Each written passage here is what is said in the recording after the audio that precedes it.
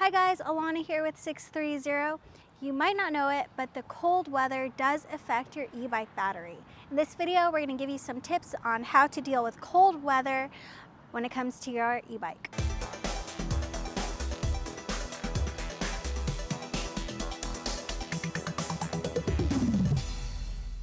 First tip.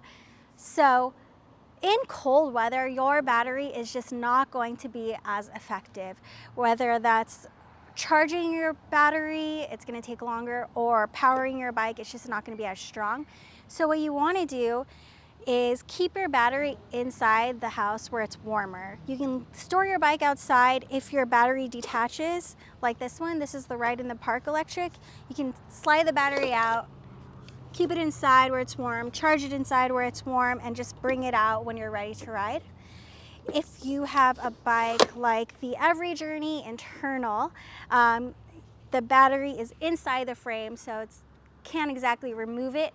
In that case, I would recommend that you keep your whole bike in the house. It might be annoying and a little cumbersome, especially if you're used to keeping your bike outside, but it's going to be better for your battery.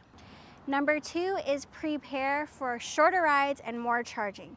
Since we know that our batteries are not as effective in cold weather, just keep that in mind before going out on a bike ride. Your battery might not last as long as you're used to it lasting, and you might have to charge it more frequently than you're used to as well.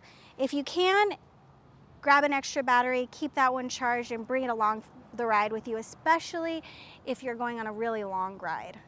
Or just avoid the long rides altogether because it's cold and maybe you don't want to be out in the cold for that long. Our third tip is to protect your battery from rain. With cold weather, we often also get wet weather, and with this battery, it has a hard case, so it's pretty water resistant, but you do want to look for any gaps, especially where the battery attaches to your bike. If you see a big gap or any spaces, it's a good idea to look into a wax sealant or some sort of water resistant sealant, or even covering this area with a waterproof material. Whether you have a pannier that's waterproof, that would help a lot, but just trying to avoid any water leaking into where the battery connects to your bike. It's also a good idea to check out your wire connections as well, which connect to the controller. If you see, again, any gaps in that area, water sealant or wax sealant is a way to go. And number 4, utilize your fenders. If you don't have fenders, definitely recommended for the cold, rainy months. It's going to prevent water from splashing up onto your battery, from splashing up onto you and the cables. So definitely, if you don't have them, something to look into for the wet winter months. But most of our e-bikes do come with fenders, so you won't have to worry too much about that if you already have a 630 bike.